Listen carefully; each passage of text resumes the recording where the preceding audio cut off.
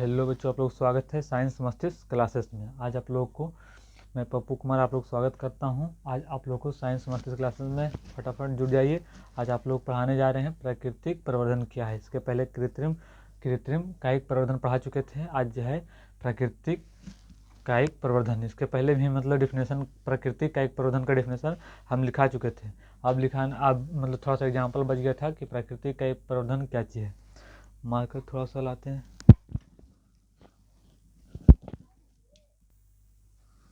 अब आते हैं अपना टॉपिक पर। इसके पहले पढ़ाए थे, इसका डिफिनेशन लिखाए थे प्राकृतिक कायिक प्रवर्धन क्या चीज़ है। तो प्राकृतिक कायिक प्रवर्धन उसे कहते हैं जो भगवान मतलब जो गॉड, जो भगवान के द्वारा मिला कोई भी चीज़ प्राकृतिक कायिक प्रवर्धन या कोई भी चीज़ जो भगवान के द्वारा मिलता है उसे कायिक प्राकृतिक बोला जाता है। कृत्रिम जो मानव निर्मित हो उसे कृत्रिम बोला जाता है। तो कायिक प्रवर्धन लिखा दिए थे प्राकृतिक कायिक प्रवर्धन। अब आते हैं प्राकृतिक कायिक प्रवर्धन का एग्जाम्पल क्या क्या चीज़ है।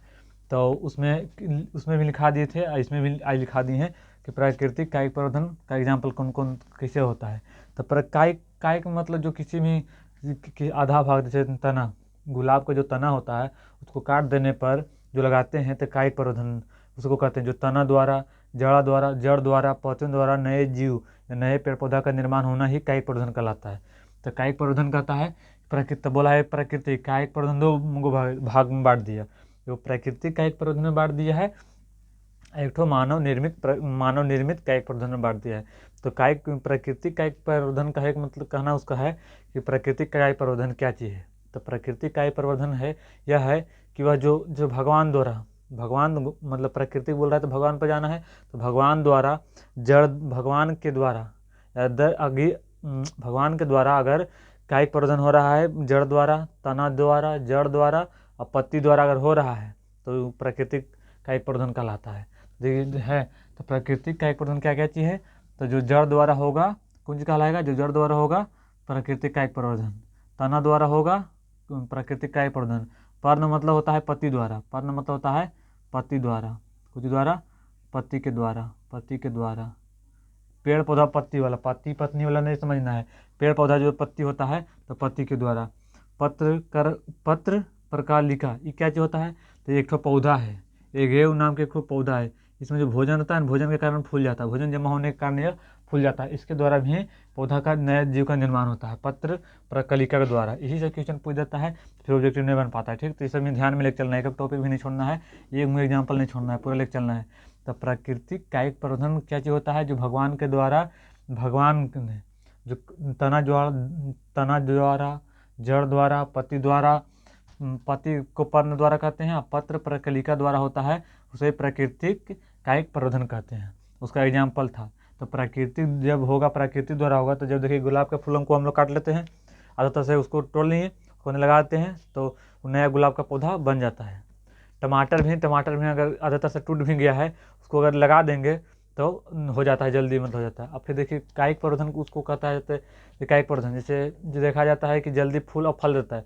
कोई भी जीव, जैसे बड़ा होल है उसको आधा तर से काट के, जैसे अमरूद का जो होता है, जो बोलता है कि जड़ी को पेड़ रहता है उसको फल फूल दे देता है, तो वही कायिक प्रवर्धन के द्वारा होने के कारण ही जल्दी फूल और फल दे देता है।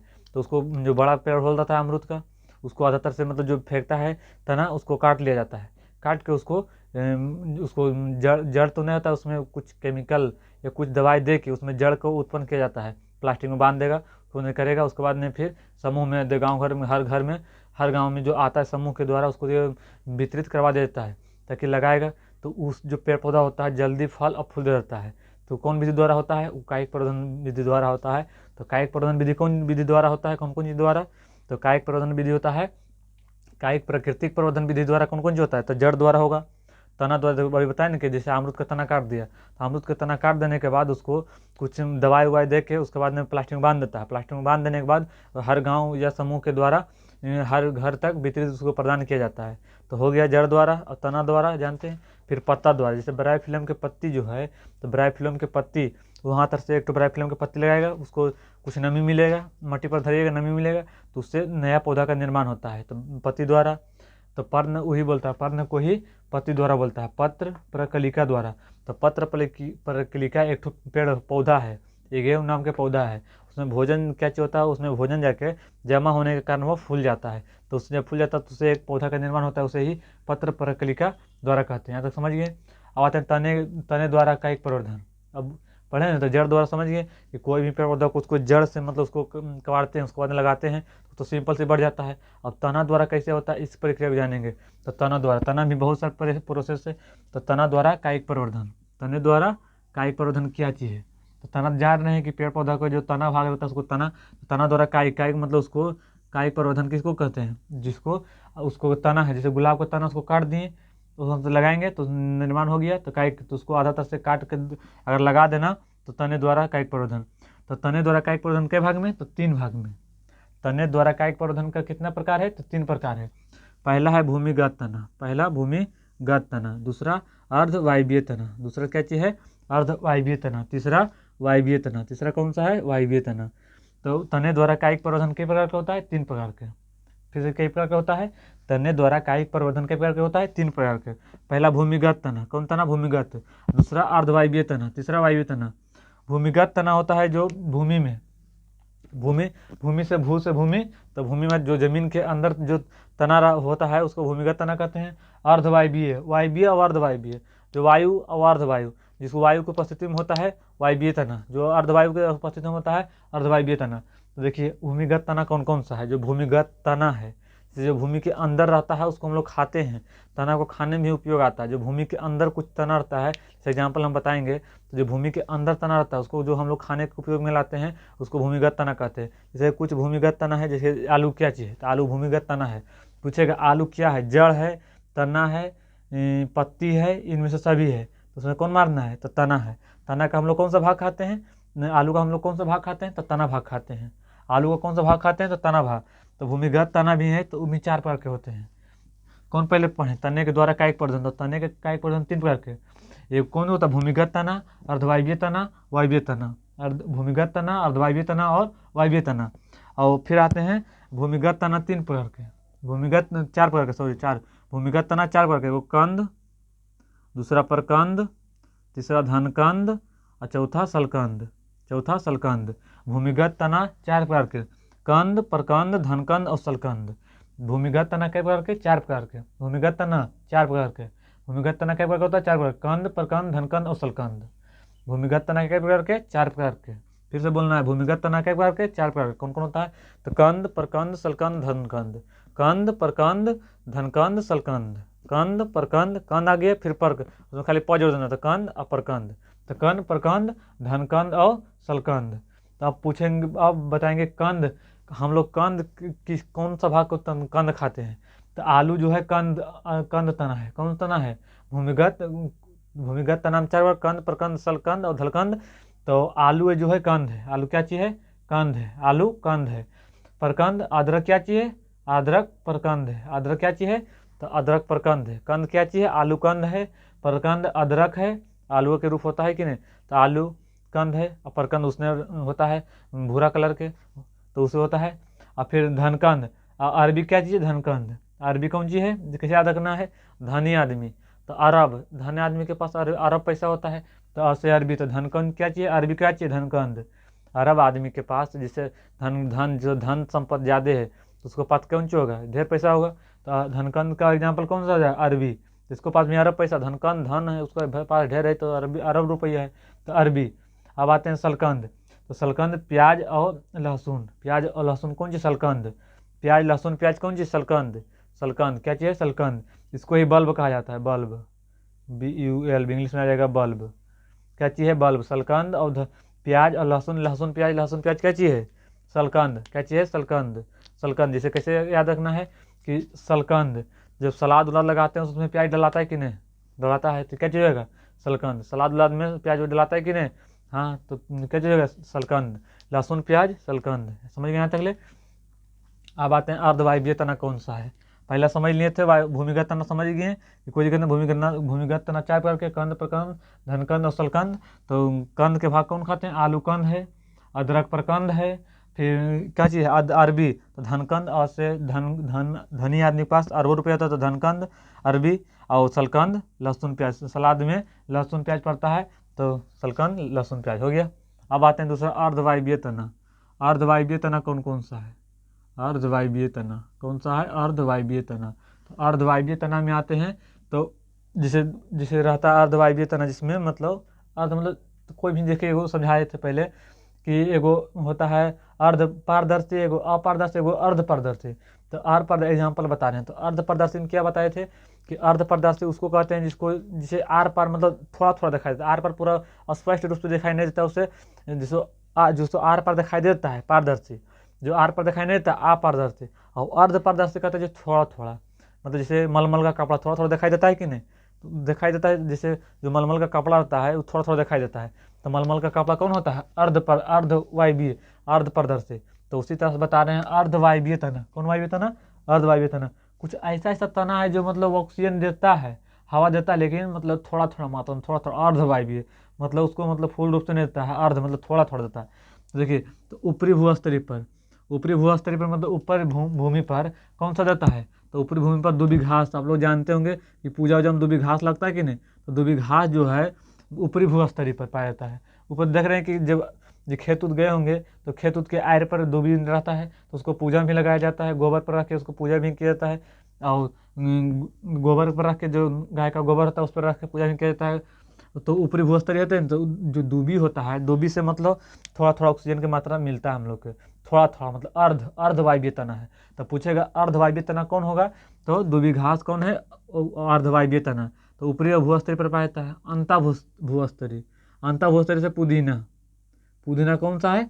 पुदीना भी पुदीना भी जो है ये भी मतलब थोड़ा थोड़ा ऑक्सीजन की मात्रा छोड़ता है, ऑक्सीजन की मात्रा हम लोग को देता है। ठीक, तो पुदीना कहेगा कौन भूस्तरीय है? तो भूस्तरीय। तो अंदर नहीं, थोड़ा सा गलत है, तो अंदर टाइप करता है, वो अंदर से देता है, तो भूस्तरीय, भूस्तरीय पुदीना। भूस्तरीय कौन है? तो स्ट्रॉबेरी। स्ट्रॉबेरी क्या चाहिए? भूस्तरीय। और फिर भूस्तरीय जलकुंभी, भूस्तरीय जलकुंभी। जलकुंभी कौन सी कहता है? जलकुंभी के कार्य क्या चाहिए? जैसे पानी में हो गया जलकुंभी, यह जल्दी वृद्धि या विकसित जल्दी कर जाता है। इसको जब पानी मिल जाएगा तो बहुत जल्दी वृद्धि या विकसित कर जाता है। कौन? जलकुंभी। जलकुंभी का क्या कार्य है? जलकुंभी जैसे पानी में गया, तो पानी में गया, उसको जाने के बाद वृद्धि कर गया, तो जितना भी रहता है ना पानी में ऑक्सीजन की मात्रा सबको अवशोषित कर लेता है, एब्जॉर्ब कर लेता है।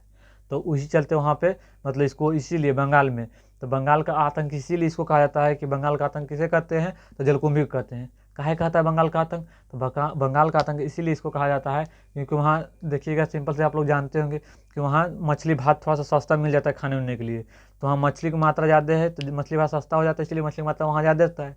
तो कोई भी चीज़ आपके यहाँ, जैसे कोई भी चीज़ अगर अधिक मात्रा में हो जाता है तो उसको सस्ता करके सेल किया जाता है। तो वहाँ मछली की मात्रा ज़्यादा है, वहाँ थोड़ा सा अगल बगल में नदी है, तो वही चलते वहाँ सस्ता है। तो सस्ता होने के कारण वहाँ कौन चीज़ है? सस्ता है। तो वहाँ पे जलकुंभी जैसे हो जाता है तो वहाँ जीव मर जाता है, क्योंकि जो जल में ऑक्सीजन की मात्रा रहता है, तो जल में ऑक्सीजन की मात्रा रहता है तो मछली उसको लेता था ऑक्सीजन को, तो वो मात्रा का ऑक्सीजन को मात्रा के इसने ऑब्जर्व कर लिया, पूरा खींच लिया। तो इसलिए बंगाल का आतंक किसे कहा जाता है? तो जलकुंभी को कहा जाता है। तो अब आते हैं, इसीलिए जलकुंभी समझ गए। स्ट्रॉबेरी फल होता है, तो समझ गए अर्धवायवीय तना कौन कौन सा है? ऊपरी भूस्तरीय दूबी घास, अंत भूस्तरीय पुदीना, भूस्तरीय स्ट्रॉबेरी, भूस्तरीय का जलकुंभी। कौन कुंभी? जलकुंभी। अब आते हैं आलू के कंद से नए पादप विकसित करने के लिए कम से कम 1 या 2 आंख कलिका वाला आलू का टुकड़ा जमीन में बोया जाना चाहिए। इसको कहे मतलब आलू के कंद, आलू तो जान रहे हैं कि कंद है, आलू तना है, लेकिन उसको कौन सी में आता है? कंद, या परकंद या सलकंद धनकंद में, तो आलू आता है कंद में। आपको क्या जवाब आया कि आलू आता है कंद में। तो आलू के कंद से नए पादप, जब आप लोग किसान उसान होंगे देहाती में तो जरूर देखे होंगे। तो आलू के कंद से जो कंद होता है उसे नए पादप विकसित करने के लिए, जो आलू रहता है उसमें देखिएगा कि टेम्हिनियन फेंकले रहता है, तो कम से कम 1 या 2 आँख होना चाहिए, 1 या 2 आँख होना चाहिए, जिसमें फेंकले रहता है ना उजला व्हाइट सा अंकुरन होल रहता है आलू में, जो अंकुरन होल रहता है, तो उसमें 1 या 2 अंकुरन, 1 या 2 आँख कलिका, या कलिका उसी को बोलता है, कलिका वाला आलू का टुकड़ा जमीन में बोया जाना चाहिए।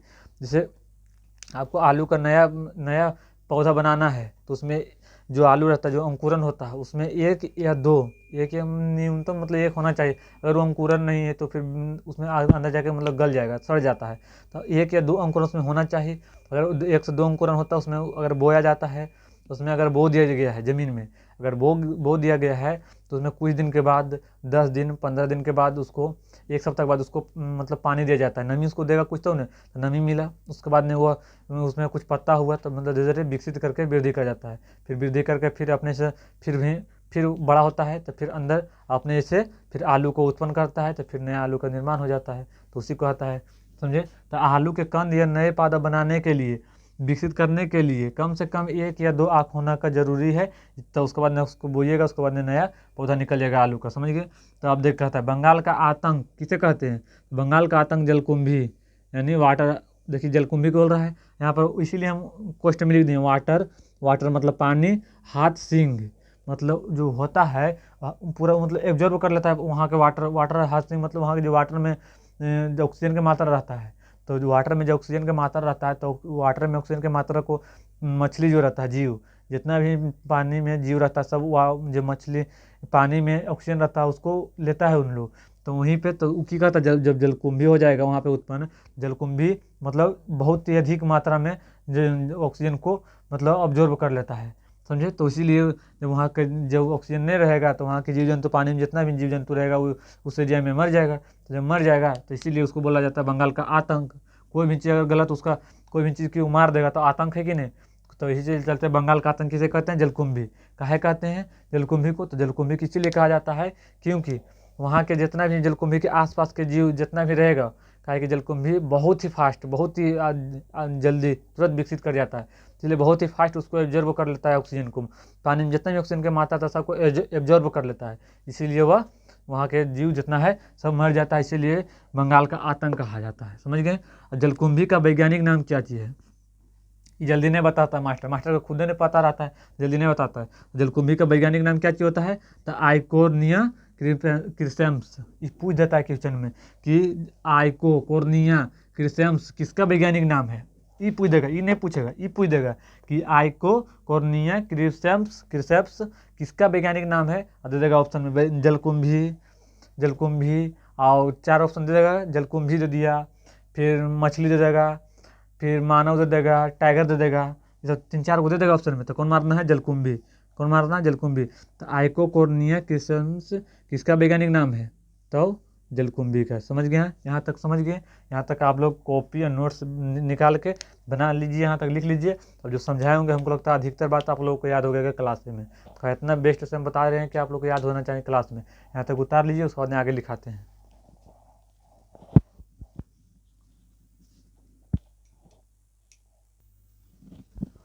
अब आते हैं, अब बताते हैं बंगाल का आतंक किसे कहा जाता है और क्यों कहा जाता है।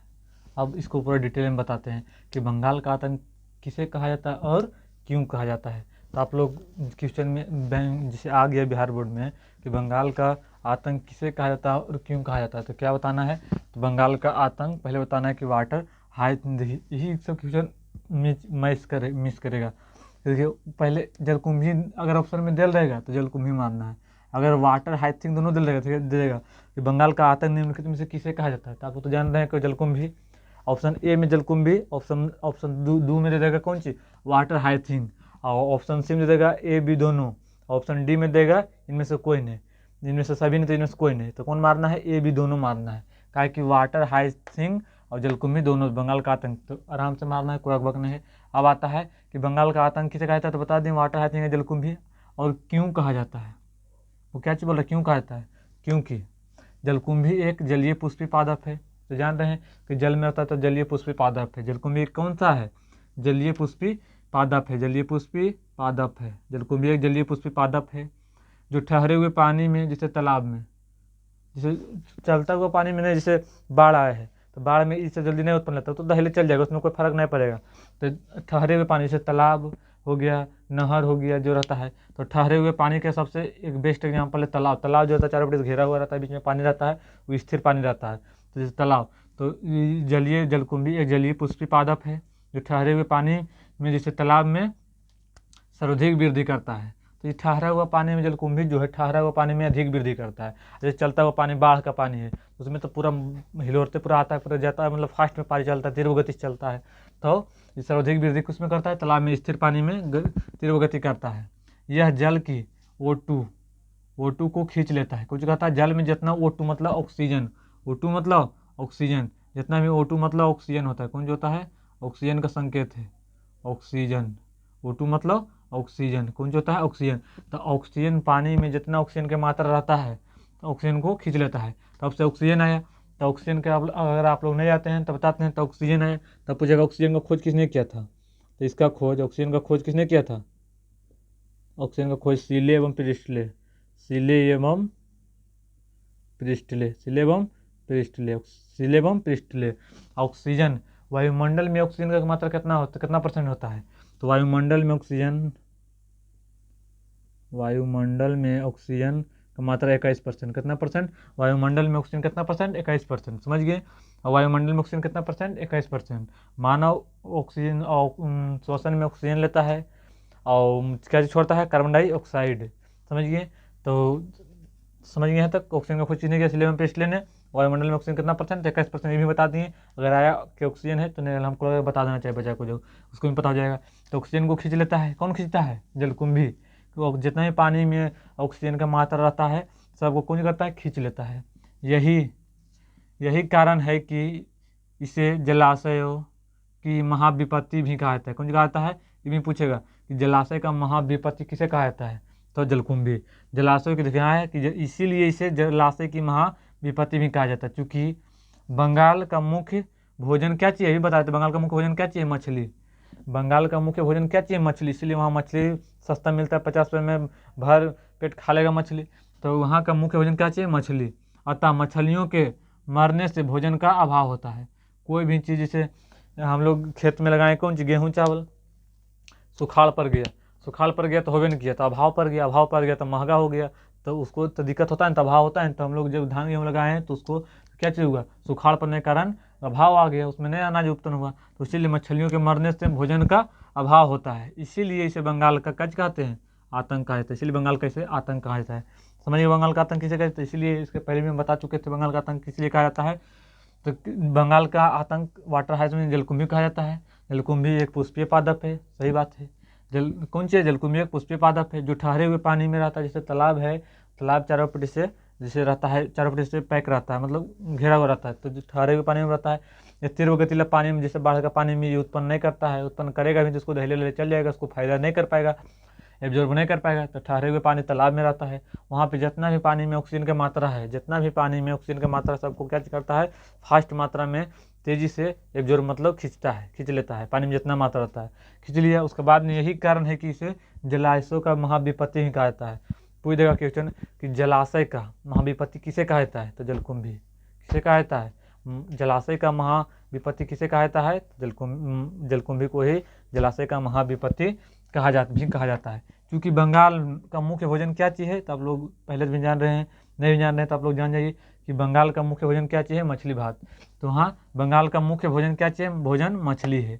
अतः मछली के मरने के बाद कोई भी चीज़, जैसे हम लोग मानिए कि धान लगाए थे, गेहूँ लगाए थे, गेहूँ नहीं होता, मर जाता, तो मरने के बाद उसमें नहीं उत्पन्न हुआ, तो अभाव हो गया। तो कोई भी चीज़ हम लोग लगाएं उसको नहीं उत्पन्न हो पाया तो कुछ हुआ, अभाव मतलब कमी आ गया। तो उसको मछली के मरने के बाद कौन सा है, भोजन में अभाव आ गया, अभाव होता है। इसीलिए बंगाल का आतंक कहा जाता है।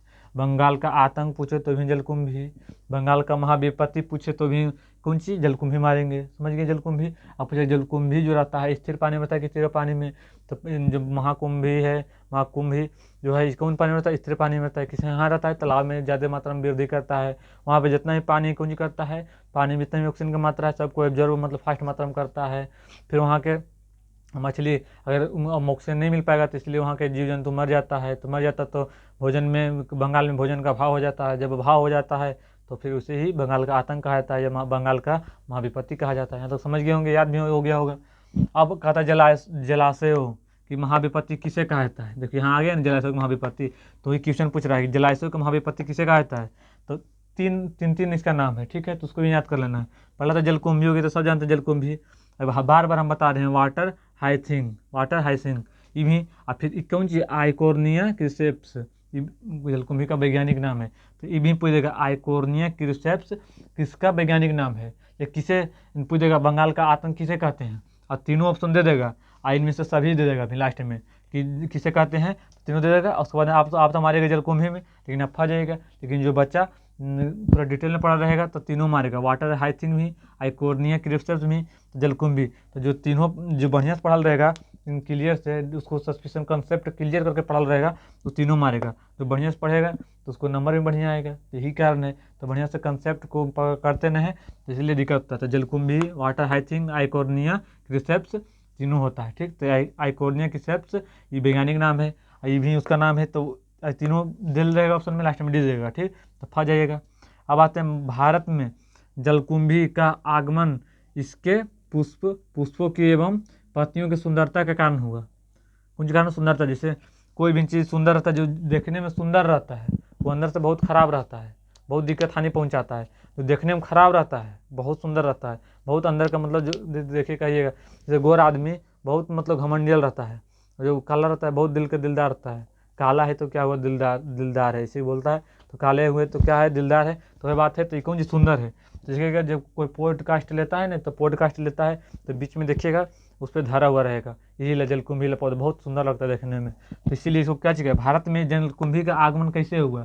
तो भारत में जलकुंभी का आगमन अब नहीं चल गया, जैसे प्लास्टिक नहीं बना देता उसको, पहले ओरिजिनल लेके आता था उसको बाद में वहाँ पे पॉडकास्ट कोई कर रहा है, कोई चैनल है तो उस पर धर के उसके बाद में रखता था, सुंदर लगता था देखने के लिए। तो इसीलिए तो भारत में जलकुंभी का आगमन इसके पुष्पों की एवं पत्नियों की सुंदरता, उसको जो किसी फूल उसका रहता है नीला टाइप का रहता है, वाइट और नीला टाइप बहुत सुंदर लगता है देखने में।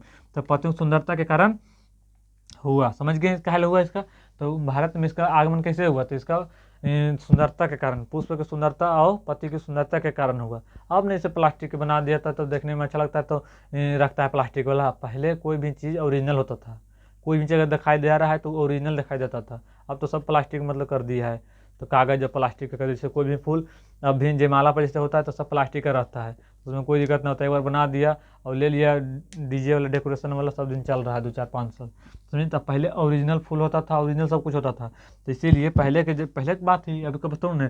तो पहले आगमन मतलब कैसे भारत में इसका आगमन हुआ, तो आगमन हुआ दूसरा देश में था तो वहाँ से इसको लाया गया, उसके बाद यहाँ ला के देखने में सुंदर लगा तो उसको रखा देखने में। तो इसीलिए घर इसका आगमन हुआ। जैसे कोई भी घर में रखता है सुंदर फूल फल जो लगता है, पेड़ पौधा जो देखने में लगता है उसको घर में लगाता है कि नहीं, तो इसीलिए इसको आगमन हुआ सुंदरता के कारण। पूछेगा कि भारत में जलकुंभी का आगमन कैसे हुआ, तो भारत में जलकुंभी का आगमन इसके सुंदरता के कारण ही इसका आगमन हुआ।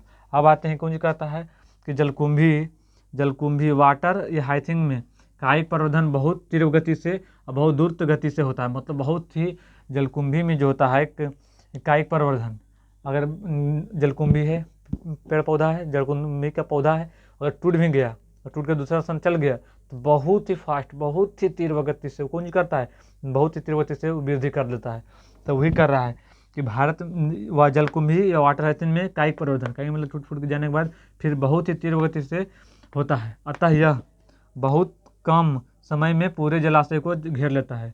जैसे वो जहाँ पे जैसे टूट फूट के जैसे बाढ़ के माध्यम से चल गया क्यों पे, उसके बाद धीरे धीरे बाढ़ शांत हो गया तो वहाँ पे जब 1 से 2 पेड़ गया तो वहाँ पे बहुत ही फास्ट, बहुत ही तीव्र गति से पूरे जल जितना क्षेत्र में जल है टोटल क्षेत्र में ही पूरा मतलब अपना क्षेत्र दबदबा बना लेगा, मतलब पूरा जमा कर लेगा।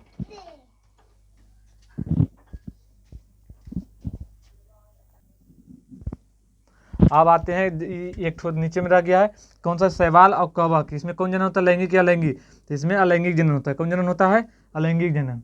इसमें कौन जनन, शैवाल और कवक में अलैंगिक जनन। अब पूछेगा कवक, तो कवक का कोशिका भित्ति कौन बना होता है, अरे पता है तो ठीक है, अगर नहीं पता तो लिख लीजिए। कवक का कोशिका भित्ति काइटिन का, कैसे कवक कैसे काइटिन का, कैसे कवक कैसे काइटिन का। कवक का अध्ययन कौन कहलाता है, कवक का अध्ययन, कवक का अध्ययन माइकोलॉजी, कौन कहलाएगा, माइकोलॉजी। कवक का अध्ययन माइकोलॉजी, कवक का अध्ययन माइकोलॉजी, कौन सी कहलाएगा, कवक का अध्ययन माइकोलॉजी। और शैवाल का अध्ययन फाइकोलॉजी, शैवाल का अध्ययन कौन सी कहलाएगा, फाइकोलॉजी। शैवाल का अध्ययन फाइकोलॉजी, शैवाल का अध्ययन फाइकोलॉजी। शैवाल फेकल फकल रहता है कि नहीं, तो फाइकोलॉजी। और कवक मृत अवस्था में रहता है कि नहीं, याद है, मरल हुए चीज़ पर पनपता रहता है तो माइकोलॉजी, और कवक फाइकोलॉजी। और कवक का अध्ययन काइटिंग। यहाँ तक समझिए, यहाँ तक। अब अभी क्लास को मतलब लास्ट करते हैं, यहाँ तक समझिए, एक बार रिवीजन खाली कराते हैं। बंगाल का आतंक क्यों कहा जाता है, कहा कहता है, क्यों कहा जाता है, तो बंगाल का आतंक उसको वाटर जलकुंभी या वाटर हाइथिंग को कहा जाता है। जलकुंभी एक जलीय पुष्पीय पादप है जो ठहरे हुए पानी जैसे तालाब में विकसित करता है, सर्वाधिक वृद्धि करता है। यह जल में जितना भी O2 मतलब ऑक्सीजन की मात्रा रहता है उसको खींच लेता है। यही कारण है कि इसे जलाशयों में महाविपत्ति भी कहा जाता है। कौन कहा जाता है? महाविपत्ति भी कहा जाता है, क्योंकि बंगाल का मुख्य भोजन मछली है। तो जब बंगाल का मुख्य भोजन मछली है तो इसको जब उसको वहाँ पे जितना भी मछली की मात्रा है मर जाएगा, उसमें वाटर में जब इसको ऑक्सीजन की मात्रा कम हो जाएगा तो बंगाल में वहाँ भोजन का अभाव हो जाएगा, इसीलिए बंगाल का आतंक कहा जाता है। बंगाल का जलाशयों के महाविपत्ति में किसे कहा जाता है? तो जलकुंभी को। समझ गए यहाँ तक? ऑक्सीजन, तो उसमें ऑक्सीजन जितना तो सब खो जाता है। ऑक्सीजन को खुद किसने किया था? सिले एवं प्रिस्टले ने। ऑक्सीजन कितना वायुमंडल में कितना % ऑक्सीजन? 21%। यहाँ तो रिवीजन करा दिए। अब आप क्लास को लास्ट करते हैं आप लोग, और चैनल को सब्सक्राइब कर लीजिए इसमें। तो धन्यवाद।